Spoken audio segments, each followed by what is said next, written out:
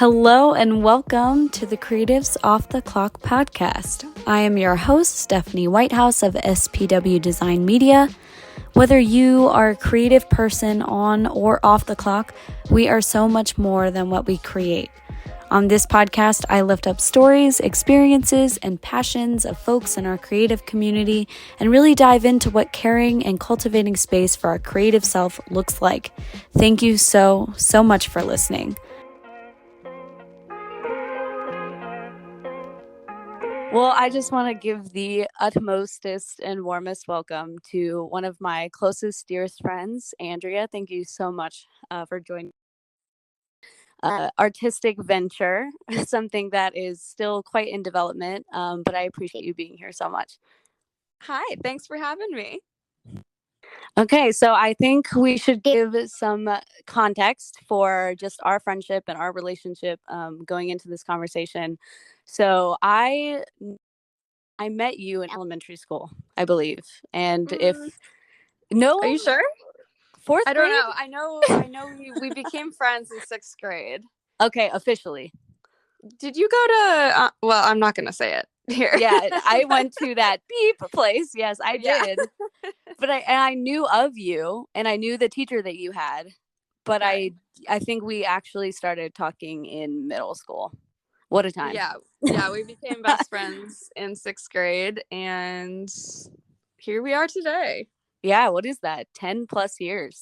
Yeah, I was probably like 11.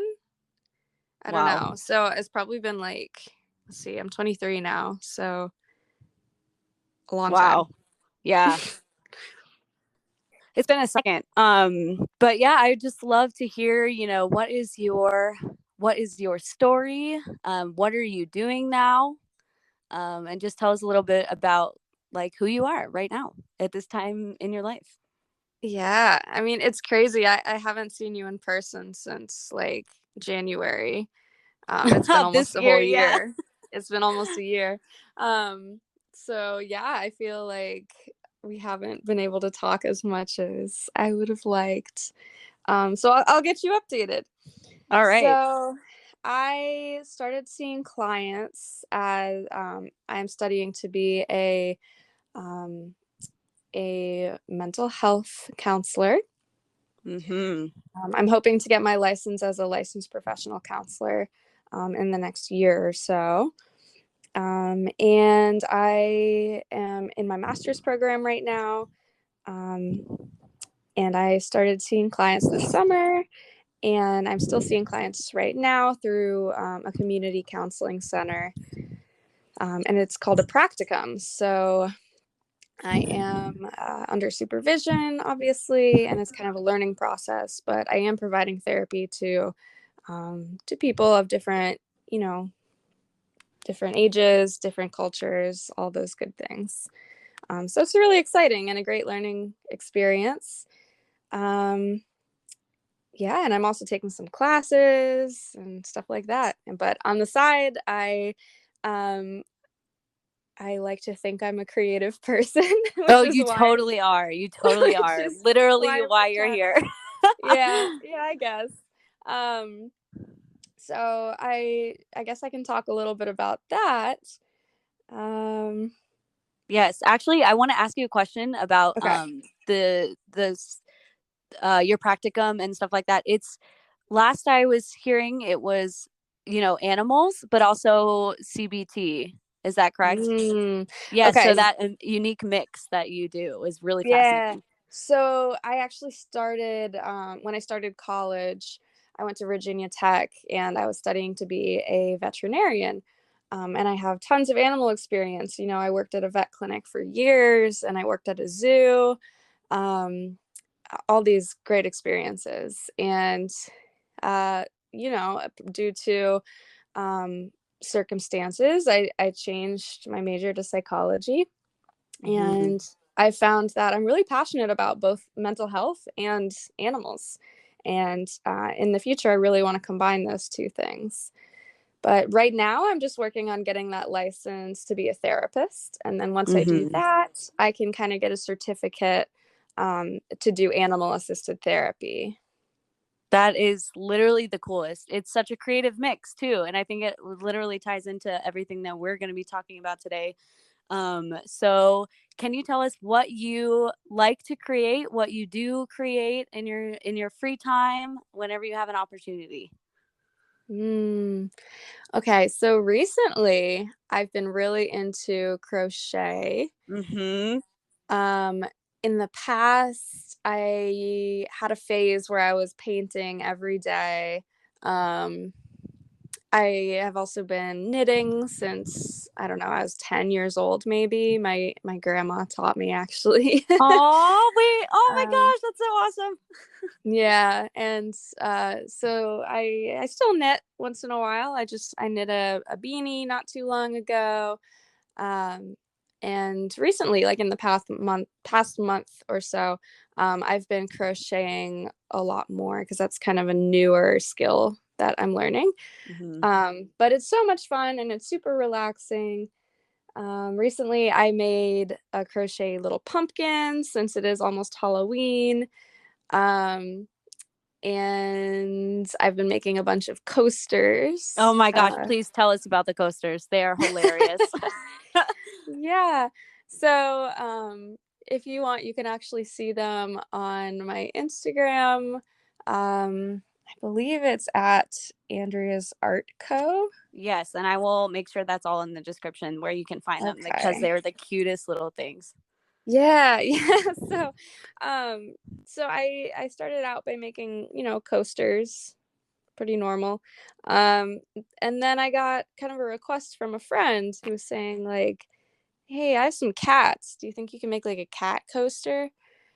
Um, and so I Googled like cat coasters and how to make them and the patterns and stuff. And oh my gosh. And so this one popped up and it was just the funniest thing. I was like crying, laughing. So there's basically it's a circle. Mm-hmm. And in the middle, there's a little pink booty hole. Um, Pink entryway, pink, exit way. yes. Yes, and then there's a tail on top and two little feet at the bottom. So it's kind of like the back view of a cat. It's And yeah. I think they're really funny, and I've been making all sorts of patterns and colors. I've made like solid ones. I've made calico colored cats, and I'm working on making what how should I describe it? Dual colored cats butts. Like Yes, two no, colors. I love those. Like the tricolored cats, they're so Yeah. cute. Yeah. So I've been making a variety of those and trying to get those up on my Etsy. Um and I have a couple other things up on my Etsy right now. I know I started it a few years ago back when I was at Virginia Tech, and then I kind of stopped doing it for a while. I started by selling paintings actually. Mhm. Um, and I did okay with that. I sold a good, I mean, for someone just starting out, a pretty good amount of them. And I wasn't really in it for the money or anything. It's just Mhm. like it's fun, and I want to share my work and bring happiness to other people. So yeah, I'm trying to churn out some new projects that I can post on my Etsy.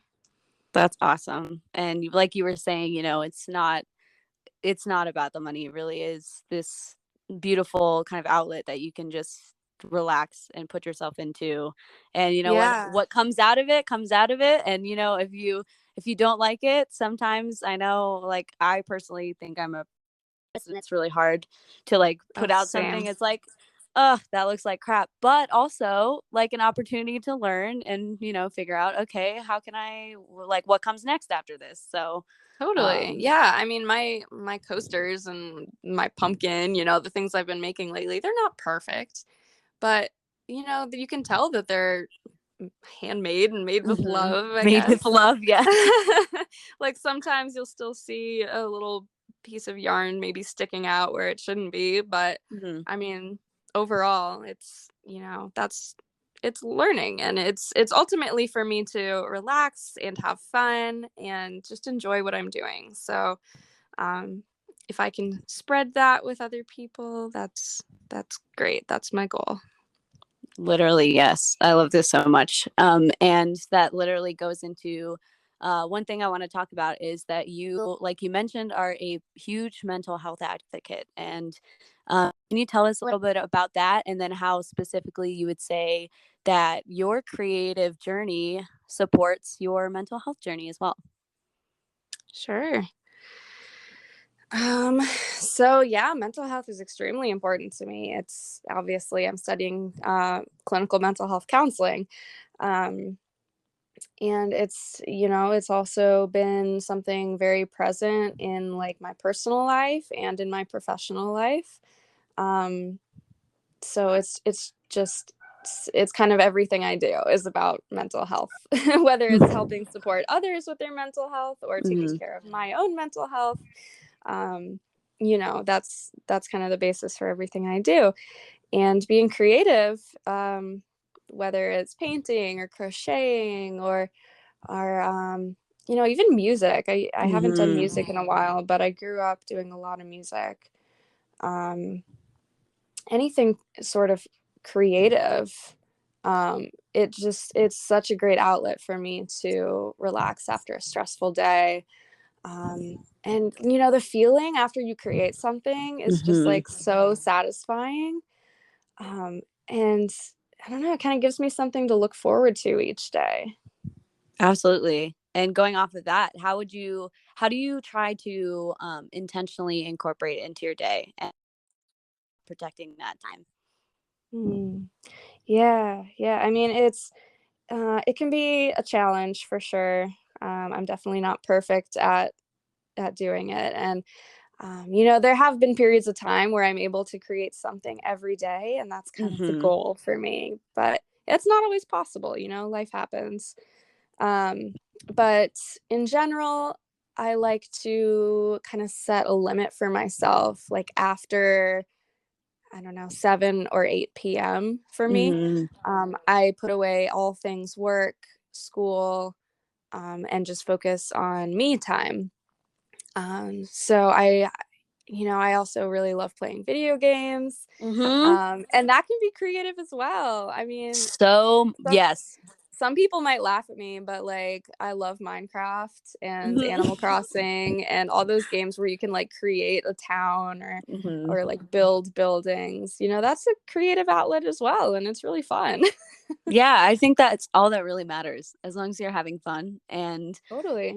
for me, sometimes I can think like, oh, I forgot to be creative again today. And then it's just like turns into, it could have the potential to turn into something that it's like, oh, I failed again. But like what's important to Mm. remember is like we like that's the creativity is such a like a joyful thing. It shouldn't be depressing. Like ideally it Yeah. shouldn't be something that you're stressed about. So it's like, what happens, and like it's an opportunity to just, let go and have fun. And if you don't get to it, then you don't get to it. But I think it's also really important not to like if we, can't designate the Mhm. time or like whatever. So it's like a Yeah, balance. and I think similarly, a lot of people put pressure on themselves for their art project to be like good, Mhm. with air quotes good. Mhm. Um, you don't have to be like freaking, I don't know, who's a famous Picasso. Picasso, I guess. Well, I don't Yeah. know. I was gonna think of someone else, but um, to enjoy creating, you know, you can you can even draw stick people. Like if that makes Mhm. you happy and brings you joy, cool. That's the goal of creativity. It doesn't have to be like absolutely beautiful in other people's eyes. Um, Absolutely. yeah, I think a lot of people put pressure on themselves and just say like, "Oh, I'm not a good artist. I'm Mhm. I'm a terrible drawer. I'm a terrible painter, whatever." And it's like, well, says who? Like, and even Right. if Yeah. that's not the point. Mhm. And I That's not the think point of it.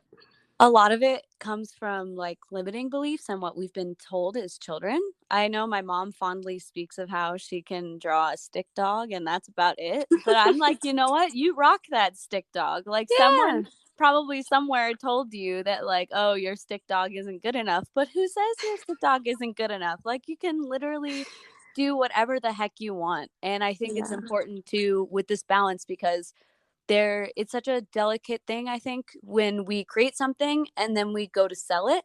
Like, what's the balance of, making something that's for selling and like turning it out versus like also enjoying it while you're doing it? Yeah. Yeah. And then, I've definitely found myself mhm, um, in that loop sometimes where I'm like, oh, I have 5 orders and um so I need to like find the time to sit down and crochet all these things but then I have to remember like no, this is ultimately this business is for me to have fun and enjoy it. mhm. Um so I try to change my perspective on that when I start thinking that way. But For sure. And I know, at least for me in my experience, sometimes I'll be creating something and then it's like, do I share it? Like, do I not share it? Like, oh, I don't know if it's good enough to share or something like that. Um, just thinking about like, okay, the process, do I share it? Do I not share it? And how sometimes I think in our creative processes, we do need that like protected time where we can just like create something. We don't have any pressure on like any onlookers or observers. We just need to like do it and like have that um peace, I guess, around it, that people aren't just like immediately commenting on it or they're immediately giving your feedback because like I feel like we need to create something and then like give it a second to like chill and then, if we want to change it also. But then I know yeah. so many people who are just like, you know what, I'm creating this, I'm sharing it, I don't give a crap what is also super valid. What do you think about that? Like, do you think that we, you know, um, with social media, literally share everything? Like, do you think that we should take some time also to just create in private and just like have that time? Or do you feel like sharing super widely is also good too? Like, Hmm. yes, absolutely. Yeah, yeah. I think it depends, definitely. I find a lot of joy from sharing my creations, Hmm. even when I know they're not perfect. Um, and ultimately, maybe I'm sure there will always be people who will have something critical to say Hmm. about whatever it is you create. But um, I mean, most people that are extremely supportive, like, and that really helps me in my journey as well. Kind of makes me feel like, oh wow, like I did this and people appreciate it as well. So that's a nice Absolutely. feeling. But I absolutely do think it's important to create in private as well. As much as I am a supporter of sharing my work, I think sometimes it's good to just I don't know. I don't know Yeah. how to explain Like it. not have everybody look at you all the time or like what you're Yeah, like doing all the time. the pressure to make things that other people want to see, just make what you Yeah. want to see. And if other people like it, cool. That's so true. That's so true. You know, Um, I wouldn't be a good therapist if I didn't talk about art therapy a little bit. yes, tell me about art therapy. Literally a marriage of I think two of your favorite things. Yeah, so I am not an art therapist, but I do like to incorporate some creative interventions into my treatment. Um, but I do have some close friends or one in particular who is studying to be an art therapist. Um, I don't know, maybe you'd be interested in talking to her in the Yeah, that would future. be what Um, a beautiful intersection. Yeah, that could be yeah, yeah. cool. But so I've done a little bit of learning about art therapy, and I find it really fascinating. I've sat in on a couple groups where they do like art therapy um, group settings, and it's really great. Everyone gets to show each other what they created non-judgmentally. in like a safe place.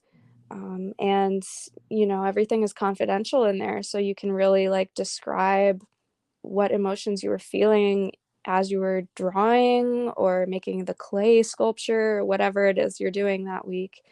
Um, and you really talk about the process of it and how it made you feel. Um, and it's just a great way to express any strong emotions you might be feeling that week. That is awesome, because I do think we, absorb so much every day, whether that's online or in person, like the work that we do, especially for folks who are working, in social work or any field that's very heavy with people one on one. So I think it's really important to be able to release so much of that, and doing that through, art therapy sounds like such a great opportunity. Yeah, you know, one of my favorite interventions that I've had the opportunity to do in my practicum is called a sandbox activity. Have you Oh, heard of that? throwback, like sensory boxes in preschool. Did you ever have those? Kind of. It's kind of like that, not quite. Okay. So I also do a lot of work with kids on the spectrum, Mm-hmm. and so sensory boxes are more aimed toward them, from my understanding. Um, but what I'm kind of talking about here is it's kind of a box, like a shallow box, Mm-hmm. filled with sand, and we have a little room in our clinic where it's just filled with these little miniature characters and you know, like plastic toys or whatever. Mm-hmm. For example, like I don't know, like little Polly Pocket figurines and like Mm-hmm. fake trees, things you'd see in like a little you remember like in fifth grade we used to do those shoebox Oh projects where we yeah, had to create like like an ecosystem. yeah. Yeah, yeah, it reminds me of that kind of. Okay, yeah. So like little figurines, right? And you give the client as much time as they need to look around the room and select any figures that speak to them. Mm-hmm. And then you give them some time to arrange them in their box of sand so the figurines can stand up. Mm. And it's really interesting, the differences that people can create. And they kind of create their own world in this little box. And what the therapist does then is is we kind of analyze it, I guess, and we ask them questions about it and get to know why they put those certain figures there. And it doesn't sound like it would do much, but you can, like, this activity gets really really deep and emotional sometimes. Wow. Yeah, Yeah. I can So imagine. that's just a really cool thing I thought I'd share.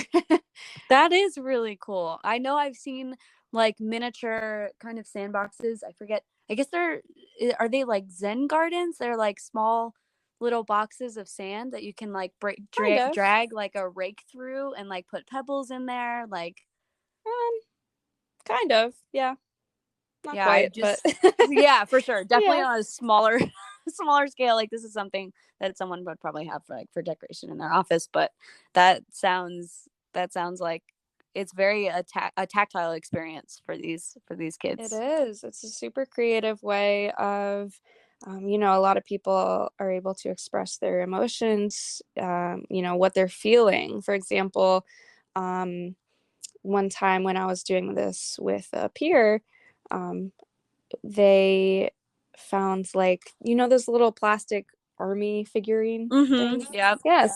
So they kind of had like them in the center, something that represented them, and then all these like little figurines circling them with guns at them, you know. Mm. And that signified like all this pressure they were under, and they felt like everyone was attacking them.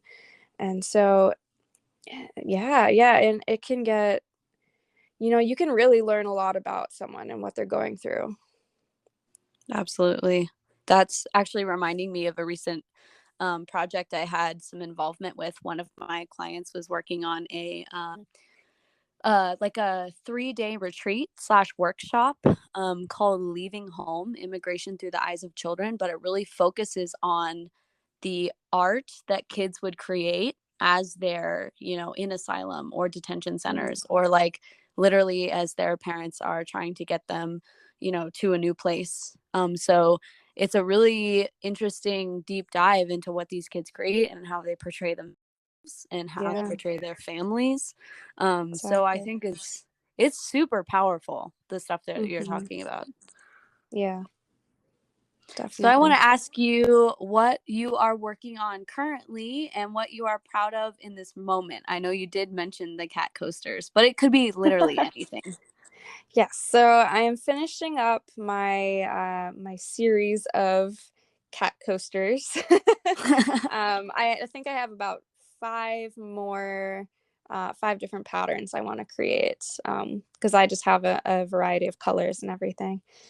So I really like them to be individualized, and I want people who have cats to look at my Etsy and be like, "Oh my gosh, that looks like my cat." Um, that's kind of my goal. But then after that, I'm hoping to, let's see. I have a lot of ideas in my head. It's the You best. should see my Pinterest. Oh my goodness. But I have so many crochet projects that I am really excited to get started on. One thing I'm super interested in is actually starting to make like stuffed animals out of like crochet. Um, Oh, I've seen some of the cutest little designs on Instagram and Pinterest, and I have the stuffing, and so I'm just super excited for that. I have made like one little plushie before, but that was using like fabric instead of yarn. So mm-hmm. that's something I'm interested in the future. And then I also did buy a sewing machine a few months ago, Yes. and I haven't used it a ton. So I do have some fabric, and I have been planning on making a pair of pants. Um, Yes. and once I kind of get the hang of that, I'm hoping I can sell them in all different patterns and all different sizes on my Etsy. So stay That's tuned for that. awesome. And I guess if you could anything, money not being an issue, what do you think you would make? Either just for fun or to express yourself or to solve a problem? Hmm. It's interesting you say money being no issue, because for Mm-hmm. me, it's more like time That's so true. I should being an put that in issue, there. because because obviously I want to recognize that I'm privileged enough that Mm-hmm. money isn't a huge issue for me right now. But in general, yarn isn't that expensive. Mm-hmm. Um, I actually try to find a lot of my yarn at thrift stores. Sometimes you can find them for like less than $1, and it'll be this huge skein of yarn. Mm-hmm. You can also find like knitting needles, crochet hooks, lots of different creative things at thrift stores. And me, I love thrifting. It's like my Yes, yes. favorite hobby other than crafty things. We might have to I do a whole episode dedicating to thrifting and how creative of a Yes. practice that is, and it's coming back like super hard. Ooh, I would love to chat about that. Yeah. So if money is in it, like a barrier to your creativity, I would really recommend checking out some of those places. Um, but yeah, time is kind of the biggest barrier for me right now in terms of Mm-hmm. creating things, because I am a full-time student and I also work two jobs. Um, so Yeah. So it's really hard to find time to create things, but even if it's just like 30 minutes or maybe Mm-hmm. even less than that, like 15 minutes, you can do like a collage or something. That's another thing I love doing is Mm-hmm. finding like cool paper or pictures from magazines and stuff and making collages. Um, I just try to take 15 minutes out of your day to do something creative. Um, okay, back to the question. What would you, if this wasn't an issue, what would I create? Yeah. Oh my goodness. You know what? It's crazy, but I've still never knitted a sweater. All right. Like I've done so many knitting projects. Like I've spent so many hours knitting, like mostly hats, scarves, and socks. I did a lot of socks over the past few years. Mm-hmm. But I've never knitted a sweater. And oh my goodness, like I want to do that so bad. That's like, but they take so much time, I feel That's like. the thing. Mm-hmm. So I don't know, because I have all these other projects. Mm-hmm. So that's why I was saying if time wasn't an issue, I would make tons of sweaters. Yeah. Because you know me, I love fashion. I love like Mm-hmm. cozy things. October through February are my favorite months. So Yeah. if I could wear like clothes that I created, whether it's like pants I sewed or like sweaters I knitted, I would love that. Like I would love to just replace everything in my closet with stuff I've made, but time is an issue, That, unfortunately. yes.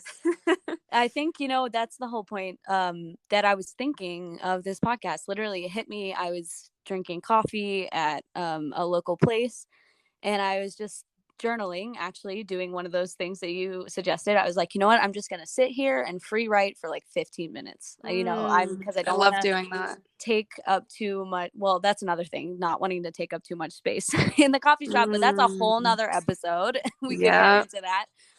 But just like, jotting out some ideas, and then it hit me like there's so many people who are creative off the clock. Like literally, even if they are for their work, I would consider the work that I do to be like semi-creative on a day-to-day Mm-hmm. basis.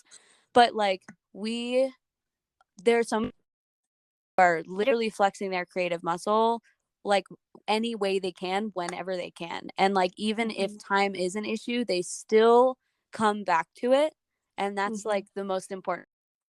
So time is scarce, and you are working two jobs and being a student and doing, seeing clients full time. Like you are still Yeah. making time for that. And I think that's Yeah. spectacular. And that's what I want It's to connect with people on this. absolutely. I mean, it can seem impossible, like if you have a crazy busy schedule like mine, but it, it is possible. 15 minutes, everyone can take that out of their day. Mm-hmm. And if you can't, you probably need to reevaluate what you're doing. Yeah. Because if you're not taking at least 15 or 30 minutes to recharge, Mm-hmm. like at the end of the day or in the morning or whenever, even during your break at work, um, Yeah. I if it's something that stresses you out being creative, obviously, then Yeah, that's a for different sure. story. But if it's something that helps you relax, like find time to do that. It's really worth Absolutely. it. It's Yeah. worth it. Not, And I found that rest is just as important as work because mm, without it, we can't be productive. preach. So And also, yeah. for me, creative things are a way that I kind of rest and reset. Um, it's just very relaxing for me. So I know that, it will make me happier and actually be better at my job if I do make time for that. Absolutely. And the other thing is like, there's so much complexity to all of this, but like, yes, and at the same time too, we don't have to be productive all the time. So like creating Mm-hmm. just for fun, not even to achieve anything, is so important. Yeah, absolutely. Well, damn. Yes. It was a phenomenal time with you, and I will literally link all of the things, Etsy shop, Instagram, where folks can find you Awesome. online to see the little cat butts. They are the cutest. Yes, Um, and stay tuned for other types of crafty things being posted on my shop. yes. There isn't a ton of variety on there right now, I'm going to be honest, because time. Mm-hmm. But stay tuned. I am hoping on creating some more things this winter, maybe even some like Christmas ornaments or something. Probably some more socks, some beanies. Beanies. Yeah. And I also in my shop, I do have a shirt that I embroidered a couple years ago. Actually, no, it was last year, not a couple years ago. But it's so cute. It has a little bee on it. So if you like bees, go check it out. But Yes. yeah, Okay. Well, I'm going to be sharing everything that you create. You already know. But I'm so glad that you could, sit down and chat with me. As you know, this is a work in progress, like just creating something new, even though you have no idea how to do it or what you're doing sometimes. And like you said, creating something from nothing is one of the best feelings in the world. So thank you so much for sharing your time and your artwork with us. I love you. Oh, I miss you too. Thank you. Thank you so much for listening to this episode of the Creatives Off the Clock podcast. If you would like to continue the conversation, you can find me and more podcast content on Instagram at SPW Design Media. Henry Matisse says that creativity takes courage, so I wish you the space, time, and intention to be courageous, to be curious, and to make some creative choices. I'll see you next time.